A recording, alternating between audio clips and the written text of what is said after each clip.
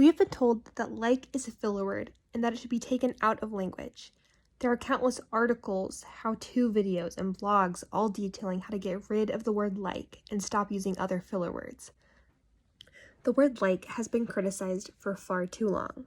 Or really, young girls and women have been ridiculed for their usage of like forever.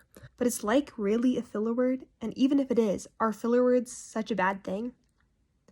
Alexandra Darcy, a linguist at the University of Victoria, has researched the history and background of the uses of like.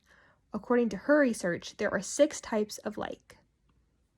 The first is adjective, as in, she looks like a chair, or a verb, he likes my hat.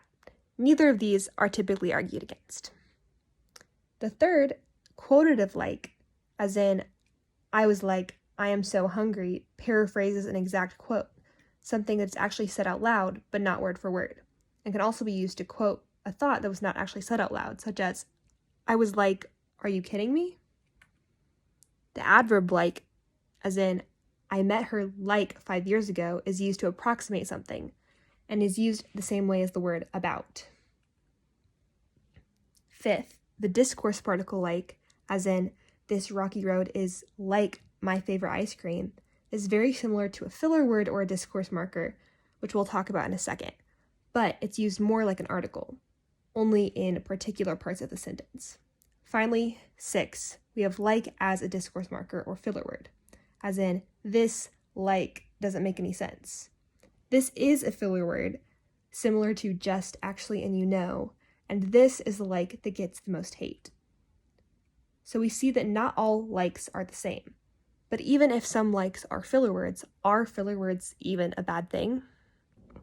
According to an article by Time, some studies have demonstrated that speech lacking in likes and you knows can sound too careful, robotic, or unfriendly.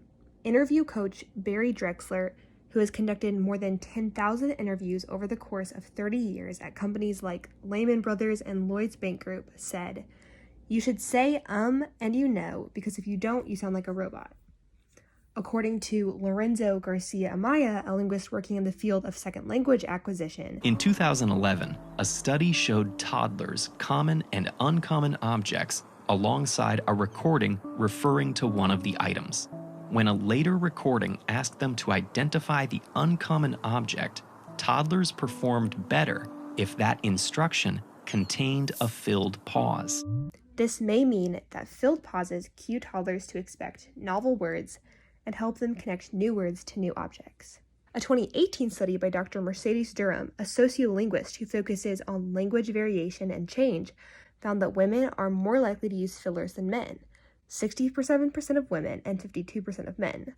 Durham claims that this is because women are typically the leaders of linguistic change. According to her, if there's new speech coming in, the women tend to be the ones who use it first, she said in an interview with Dazed.